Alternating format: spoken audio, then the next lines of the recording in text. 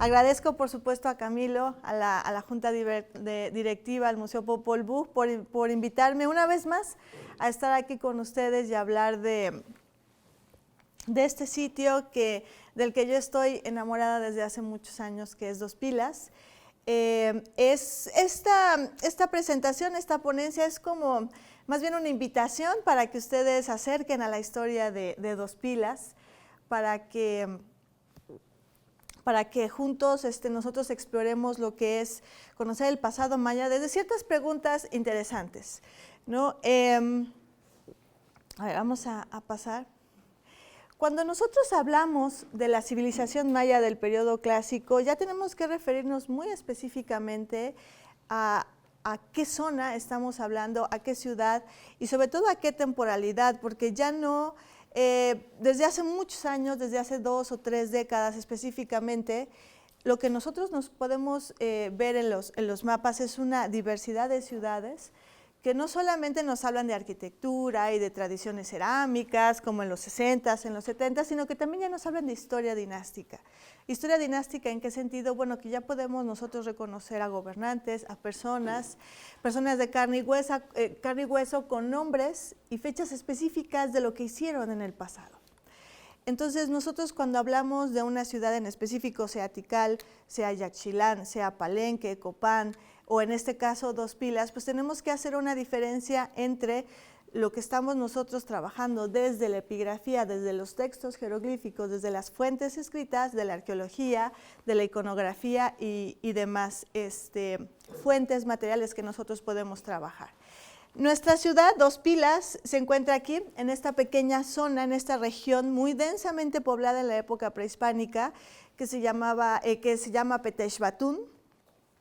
Se llega a través del río Usumacinta, ¿no? Uno llega a Sayaché y ahí puede visitar los sitios.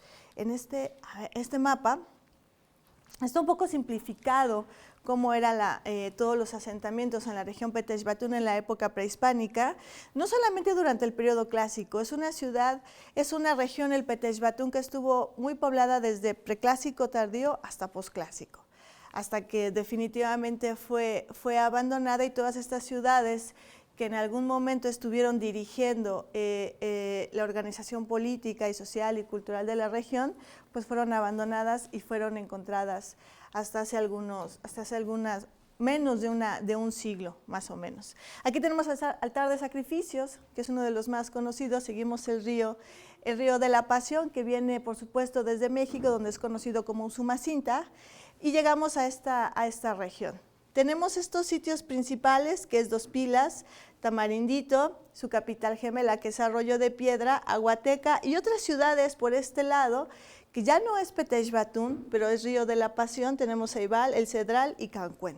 Ahí me faltó poner Machaquilá, pero bueno, Machaquilá también está en esta región y tiene una relación importante con estos sitios. Esta es una visión de la Plaza Oeste, de la gran plaza de Dos Pilas. Lamentablemente lo que nosotros podemos ver cuando visitamos el sitio no es mucho, y no tanto por la situación actual del sitio, sino por el material constructivo desde la época prehispánica. Los arqueólogos, cuando empezaron a trabajar esta zona, Artur Demares y demás, todo el equipo que integró en 1990 para trabajar estos edificios, pues empezaron a darse cuenta al hacer pozos y al empezar a excavar que las estructuras tenían mucho relleno suelto, ¿no? O sea, eran como estructuras muy masivas, muy grandes, tipo Tikal, pero en realidad eran falsas, ¿no? No tenían estas superestructuras como tienen en Tikal, que tenemos 4 o 5 construcciones sucesivas en un edificio, y por eso vemos estas pirámides impresionantes, estos basamentos impresionantes, como Templo Mayor también en la Ciudad de México, que tiene 7 etapas constructivas. Aquí en Dos Pilas no, entonces eran edificios muy grandes. Cuando querían excavarlos, pues se venía todo abajo, porque en realidad era solo relleno, para hacer la impresión de que eran ciudades igual, con muchas etapas constructivas muy antiguas y demás, obviamente a semejanza de Tikal.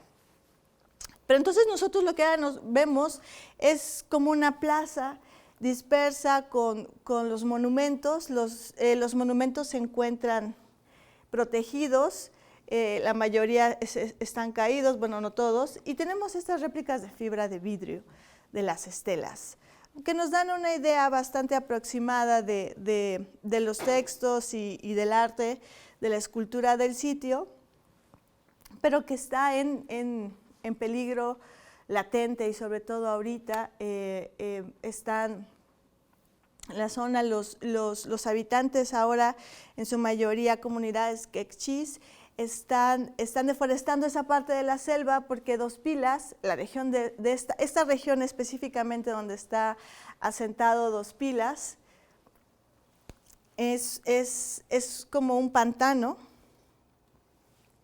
Tamarindito es un sitio bastante fértil para la agricultura, pero Dos Pilas no. Y desde la época prehispánica fue así, entonces tuvieron que inventar otro tipo de recursos alimenticios y recursos económicos para mantener a la población. Entonces la gente que ahora vive ahí está deforestando mucho más rápido que otras zonas porque el suelo es muy pobre, es poco drenado. Entonces están talando los árboles, en lugar de tener un barbecho de 7, 8 años, están teniendo barbechos de 15 años y las calas son tremendas. O sea, Dos Pilas está a punto de sufrir su segunda gran destrucción en menos de 1000 años. Pero bueno, eso es la cuestión actual.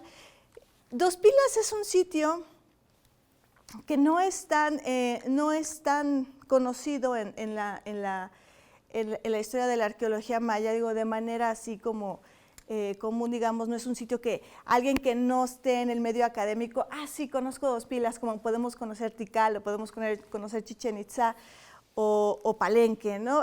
Dos Pilas es un sitio modesto, no nada más por lo que nosotros conservamos actualmente de la zona arqueológica, sino también porque es un sitio que tuvo un auge muy breve y una caída muy estrepitosa en muy poco tiempo. Nosotros podemos contar alrededor menos de 200 años en los que la ciudad es fundada, se desarrolla, crece y colapsa. Colapsa en el sentido real del término colapso, en el sentido de que fue una ciudad que alcanzó un punto álgido, un auge, y después se desplomó, política, social, religiosa y económicamente.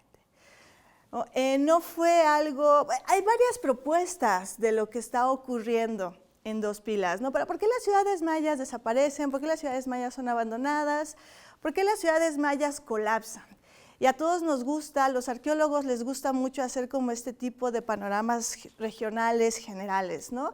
Bueno, es que la deforestación, bueno, es que el modelo político, bueno, es que la religión, sí, pero los historiadores sabemos, bueno, a mí me enseñaron en la facultad, cuando estudié historia, que las grandes causas, los grandes acontecimientos nunca son consecuencia de una sola causa, ¿no? No podemos hacer este tipo de esquemas generales del colapso de las civilizaciones mayas, sino preguntarnos por cada una de esas ciudades. ¿Qué pasó en Tikal? ¿Qué pasó en Naranjo? ¿Qué pasó en Dos Pilas? ¿Qué pasó en Yaxchilán?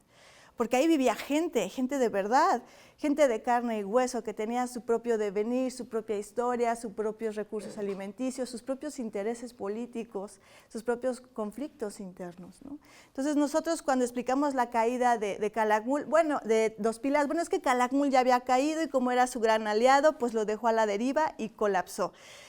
Dos Pilas. Cuando nosotros nos acercamos de una manera más específica a lo que está ocurriendo en Dos Pilas, nos damos cuenta que realmente Dos Pilas cayó por sus propias acciones humanas.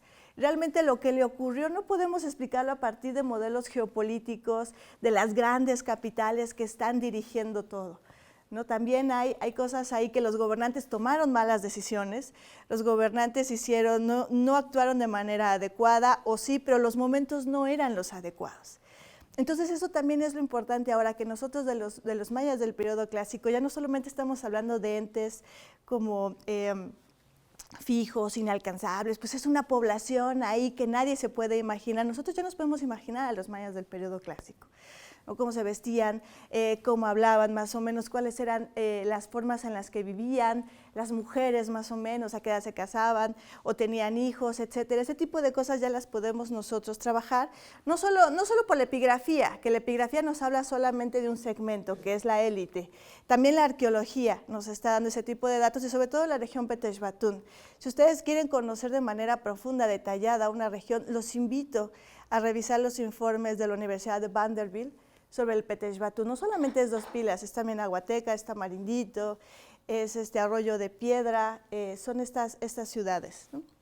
Entonces nosotros tenemos este escenario, tenemos estas reconstrucciones estupendas, fabulosas que hace National Geographic de la ciudad. Entonces podemos ver que es una ciudad realmente muy bella, destacada, pero muy pequeña dentro de lo que es el área maya y dentro de la monumentalidad de ciertas ciudades, por ejemplo Copán. Bueno, Copán no es tan grande, pero por ejemplo Naranjo o Tikal, que son sitios verdaderamente impresionantes, pues Dos Pilas es muy pequeño, no tiene más de 5 kilómetros, ¿no? Es de la plaza oeste al conjunto del Duende hay 2 kilómetros en línea recta. O sea, en realidad son sitios muy pequeños, es un sitio muy pequeño y las distancias entre estos sitios son también muy cortas. Llegas caminando a Arroyo de Piedra en el mismo día, está a menos de 5 kilómetros, o a Tamarindito. Aguateca sí está un poco más lejos y hay que llegar por río, etcétera. Pero en general se puede llegar a estas zonas en un día caminando, sin ningún problema, incluso cargando. Eso, por supuesto, hizo que la relación fuera mucho más estrecha entre estas ciudades y, por supuesto, más conflictiva. Tamarindito tiene una influencia muy, muy importante en la región Petén Batún y, por supuesto, en la caída de Dos Pilas. Aquí tenemos los 4 gobernantes que nosotros hemos podido identificar a partir de las inscripciones. Por supuesto, esto puede variar, no es definitivo. Podemos encontrar monumentos mañana y decir, hay 4 gobernantes más que no habíamos conocido del periodo clásico temprano o un poco después del año 760, cuando supuestamente Dos Pilas fue destruido. Bueno, pero mientras eso ocurra, nosotros podemos identificar a estos 4 gobernantes que son del linaje Mutul. ¿Qué es el linaje Mutul? Bueno, pues es como decir los Medici, ¿no? o algo así. Son estos linajes antiguos, poderosos, de América, de la zona maya, que tienen su origen en Tikal.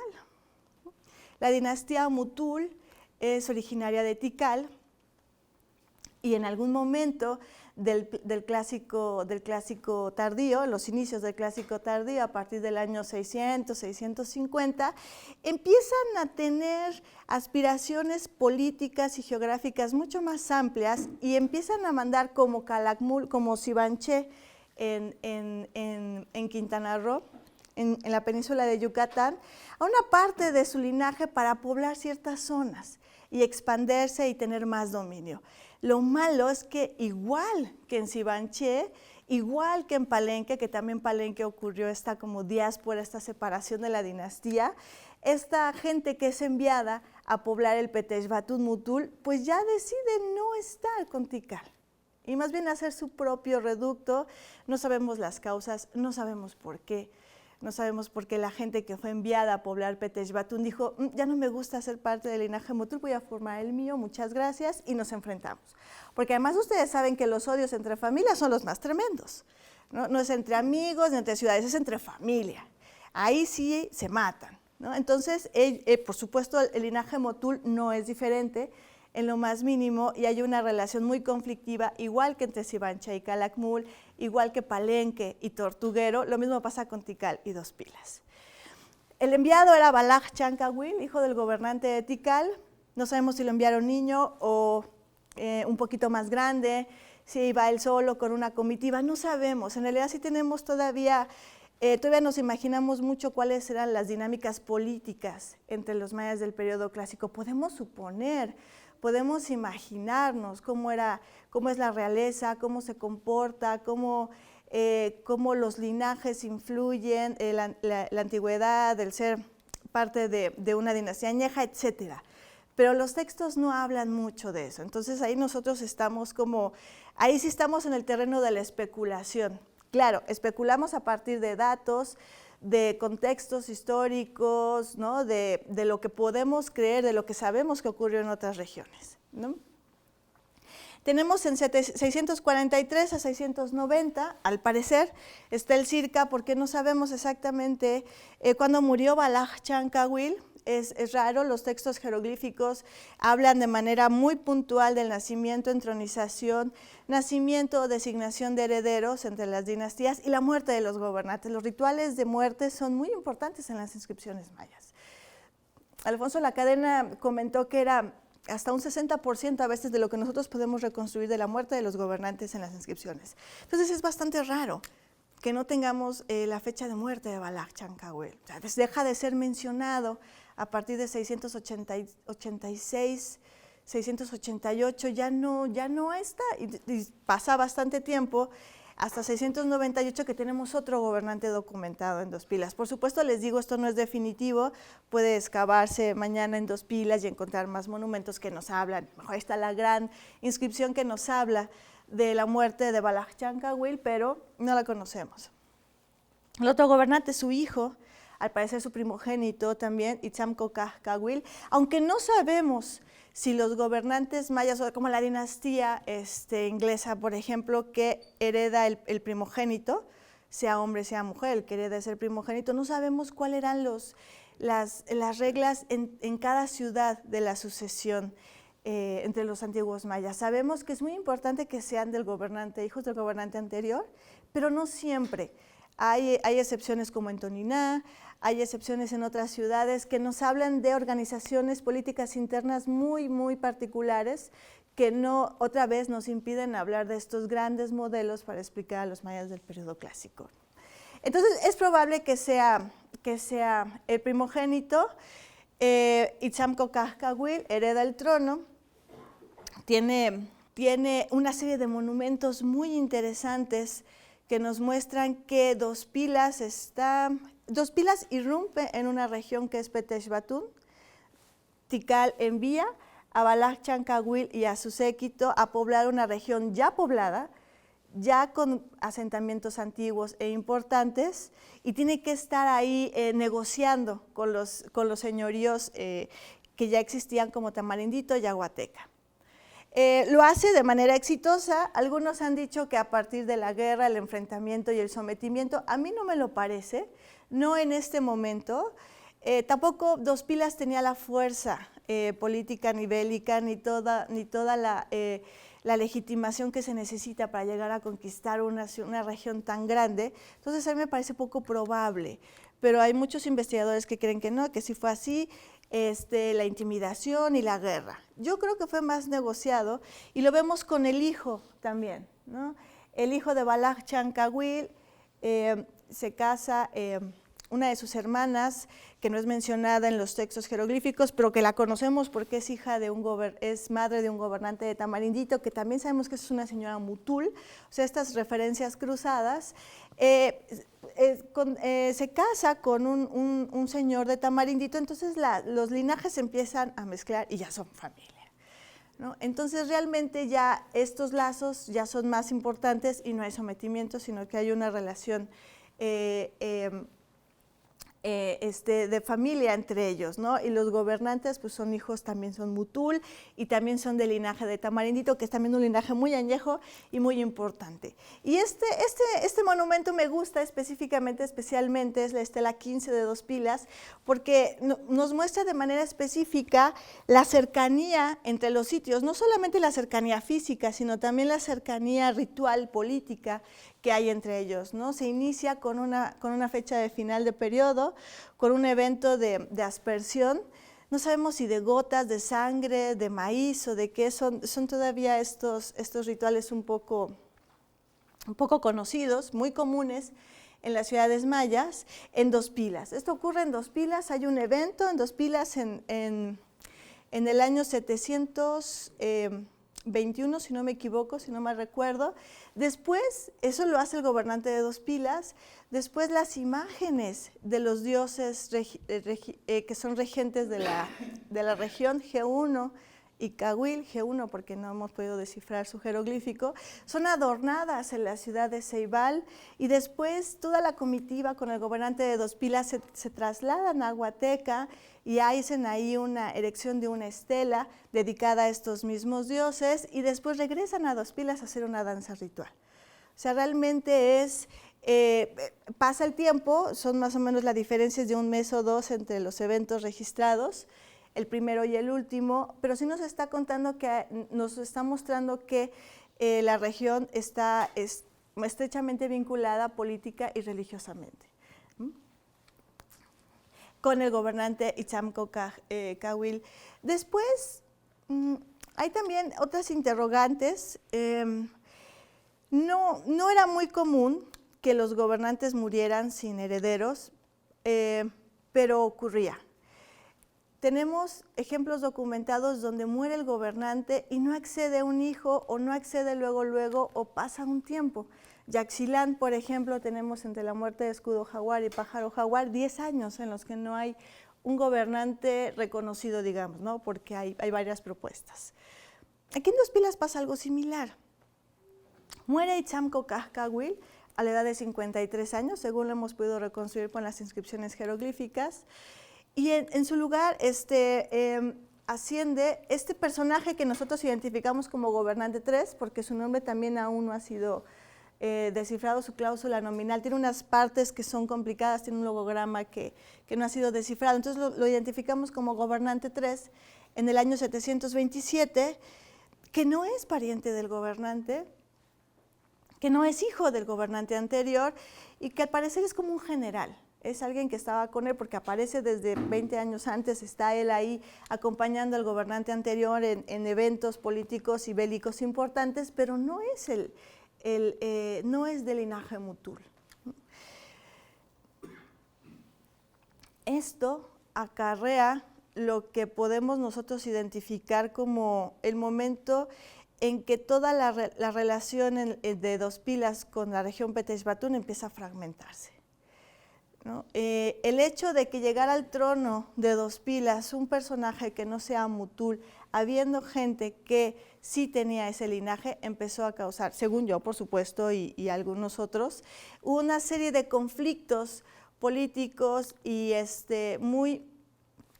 muy importantes que después estallan. No estallan en el tiempo del gobernante 3, sino después, posteriormente. El gobernante 3 se ha dicho siempre, bueno, es que es el que empieza a dominar toda la región Petexbatún, sus estelas son totalmente bélicas y él se dedica a someter a la región a partir de guerra, ¿no? Pues en realidad no, en realidad lo que tenemos documentado es solo una guerra contra Ceibal, no es un sitio cualquiera, es Ceibal, es uno de los sitios más antiguos y más grandes de la región del Río de la Pasión junto con altar de sacrificios. Aquí tenemos a su gobernante, ¿no? Al gobernante de Ceibal, humillado, atado, frente al gobernante de Dos Pilas. El texto dice que la ciudad de Dos Pilas fue un evento de guerra estrella, fue atacado, al parecer sus esculturas fueron destruidas y el gobernante fue presentado al gobernante 3 de Dos Pilas, ¿no? Fue hecho prisionero. Fue prisionero del gobernante 3 durante toda la vida del gobernante 3 y después de que muere el gobernante 3, él aparece otra vez en Dos Pilas, en Ceibal. O sea, también es esta relación interesante entre el cautivo y su captor, ¿no? Que no siempre se llegaba al sacrificio o a la inmolación ritual de los prisioneros, a veces también se podían mantener ahí, ¿no? Durante la vida del captor. Entonces, esto pasa en 735, Ceibal es sometido así a través de guerra, de manera impositiva, y como que Dos Pilas empieza a tener ahora sí una fragmentación política más importante. Este monumento es el panel 19 de Dos Pilas. Fue encontrado en las excavaciones de 1990-91, me parece, de la Universidad de Vanderbilt. Fue encontrado hecho añicos en un edificio no muy importante de la zona y obviamente muestra que fue destruido en la época prehispánica. No fue destruido por saqueadores, sino que en la época prehispánica fue destruida. Stephen Houston es el que ha hecho el análisis un poco más profundo de esta representación, donde aquí tenemos a un joven, a un niño, por el tamaño, haciendo un ritual, y aquí tenemos al gobernante 3 y a la esposa del gobernante 3, que es la señora de Cancuén, una señora de Cancuén. A lo mejor están presenciando el inicio ritual del gobernante, pero como bien dice Stephen Houston, no es el gobernante 4 de 2 pilas. Este muchacho no sabemos quién es y no sabemos cuál fue su destino. Debe haber sido triste y trágico, porque no volvemos a saber nada de él. Y el gobernante era el hijo del gobernante 3. Entonces ya no iba a acceder al trono un miembro del linaje Mutul, sino ya del propio linaje del gobernante 3 de 2 pilas. Son estas pistas. El gobernante 3 de 2 pilas muere en 741. Se hace una estela conmemorativa para hablar de su muerte. Está en la estela 1 de Aguateca.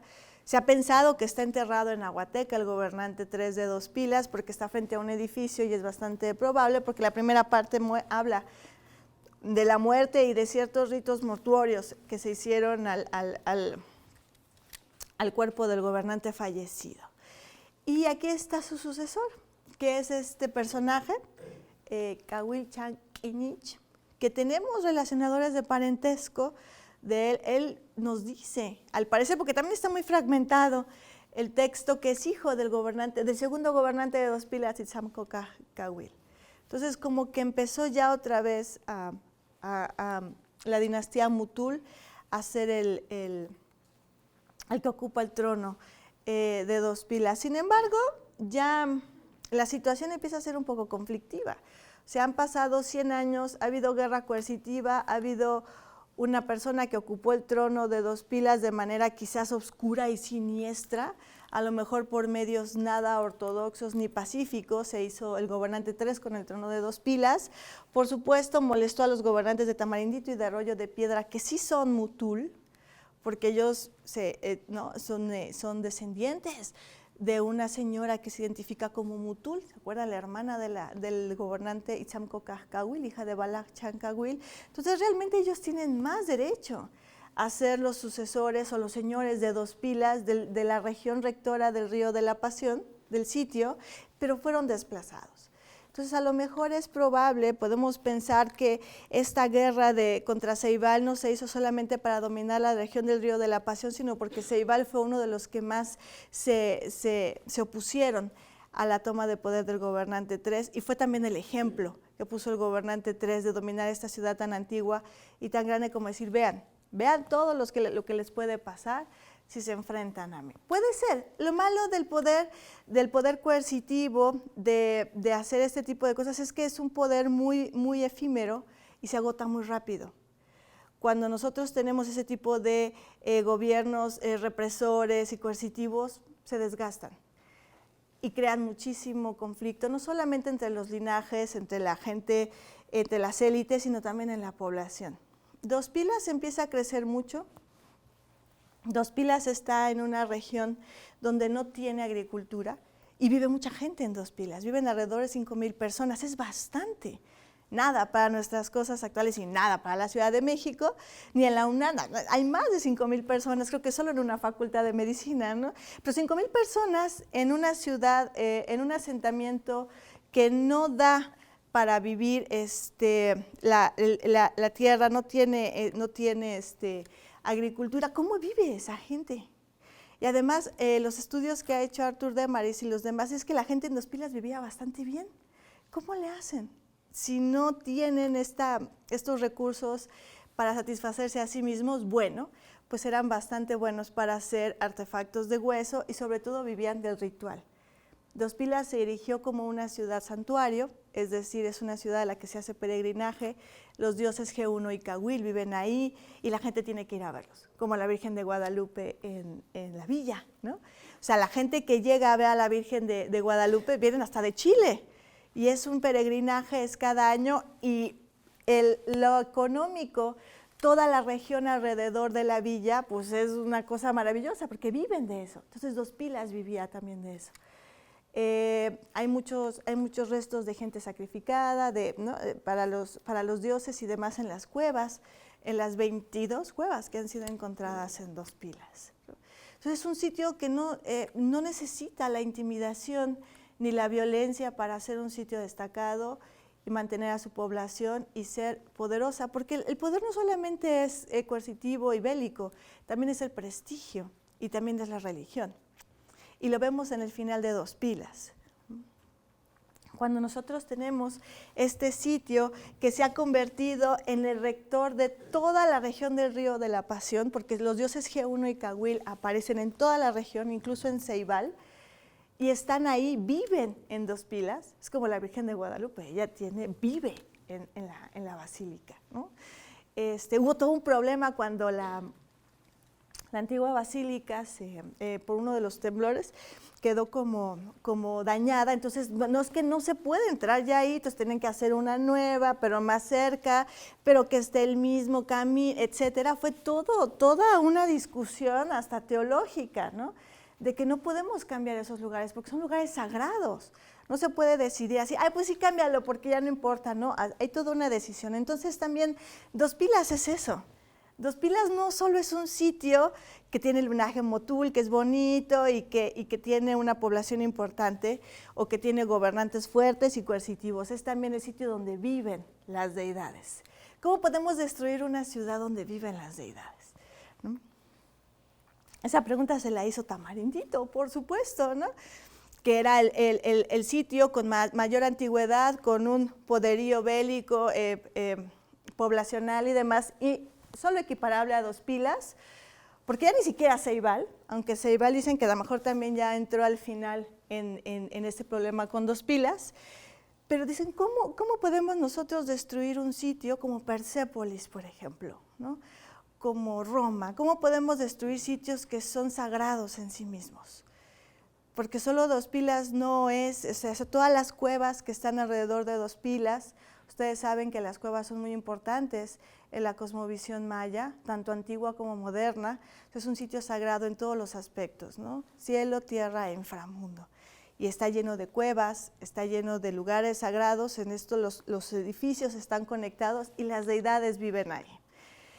Pero en fin, también la política tiene sus fines también. Ellos dijeron, bueno, pues nosotros podemos ser el nuevo receptáculo de las deidades. ¿Y cómo le hacemos? Pues atacamos Dos Pilas y secuestramos a las deidades patronas, ¿no? Por supuesto, como sabemos que hacían los griegos en estos cantos de Homero y demás, ¿qué hacen? Se llevan a las deidades. Los mexicas las tienen secuestradas. Ustedes han oído hablar de estos templos, que ahorita no recuerdo el nombre, que cuidaba se me olvidó el nombre de este funcionario, el de la Casa de la Negrura. O sea, es un templo específico donde una ciudad, un pueblo es sometido, las deidades patronas, las efigies de las deidades patronas son tomadas prisioneras y son llevadas a este templo, no son destruidas, ni son vejadas ni nada, por supuesto que no. ¿Por qué? Porque tienen a las deidades dentro, entonces son entidades poderosas y son objeto de respeto, aunque no sea tu deidad, aunque no tengas nada que ver con ellas. Las tienen los mexicas ahí en el templo, en la ciudad de Tenochtitlan, en un templo especial, cuidadas y todo. Pues lo mismo pasó en Dos Pilas, estos escalones jeroglíficos encontrados en Tamarindito y trabajados por Sven Gronemeyer y por otros investigadores. Pues aquí tenemos al gobernante de Dos Pilas en 761, al pobre Cahuil Chanquinich, que hubo un evento de guerra estrella, fue atacado Dos Pilas. El texto nos dice que el escudo y el pedernal, o sea, las armas o el ejército del gobernante de Dos Pilas fueron abatidos. No sé si aquí se dice así también, pero en México todavía se dice, ¿no? El Chapo fue abatido esta tarde, ¿no? Entonces es totalmente bélico el contexto. Fue abatido el ejército del gobernante de Dos Pilas y él huyó, nos dice al principio el texto de arriba. ¿No? Se escapó, se huyó, ¿no? Pero pues fue capturado. Aquí lo tenemos algunos años después, con sus bracitos atados, humillado, y lo que tenemos aquí es absolutamente revelador. Chukaj fueron capturados G1 y Cahuil. ¿De dónde? de Dos Pilas. Ahora sí, entramos a la ciudad, no sabemos en qué contexto, pero debe haber sido terrible. La ciudad ya en colapso total, abandonada por las élites, por supuesto, y solo la gente común debió haber permanecido ahí, cuidando su ciudad y a sus dioses. Entran a la ciudad, se llevan a estas efigies, G1 y Cahuil, seguramente en una gran ceremonia, ha de haber sido algo muy impresionante, en un palanquín y con toda la ceremonia que por supuesto los dioses merecen y exigen además, y fueron llevadas de Dos Pilas. Nos dice el texto que fueron hechas prisioneras, están cautivas en Tamarindito. ¿Y eso qué significa? Que el poder ya cambia de sede, que ya Dos Pilas puede ser destruido. Y cuando nosotros vemos Dos Pilas, está destruido. Y cuando se hicieron estos trabajos en las cuevas, todas las entradas a las cuevas principales de Dos Pilas fueron clausuradas. Se encontró ceniza, se encontró arena, se encontró piedra. ¿Por qué? Porque había que desactivar ya ese sitio. Ya no vivían ahí las deidades, había que ser totalmente destruido.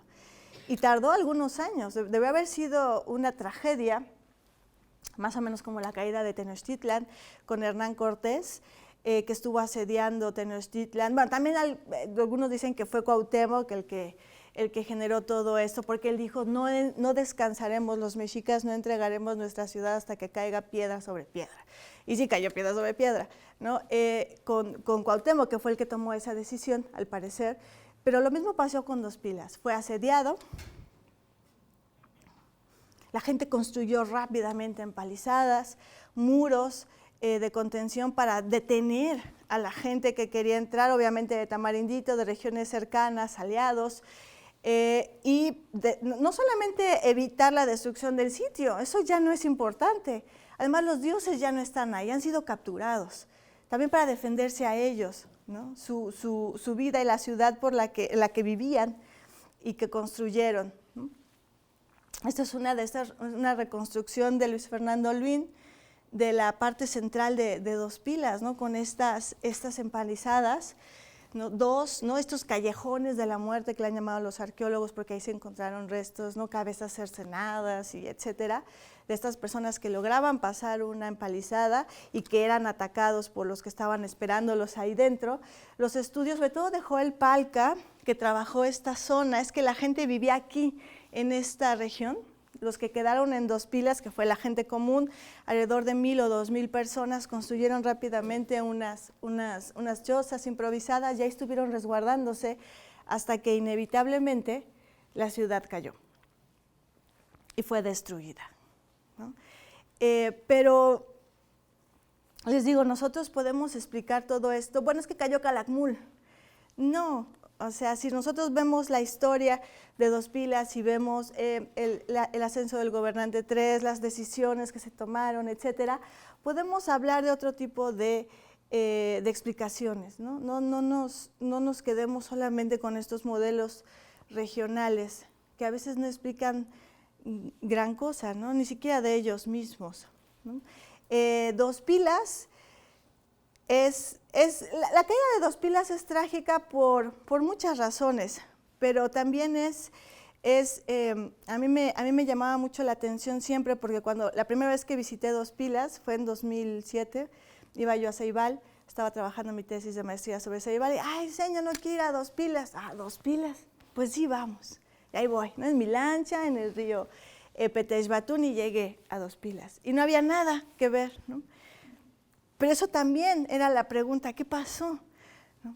Entonces, desde ahí surgió toda esta investigación y todo esto es lo que está en el libro que publicamos con el Museo Popol Vuh.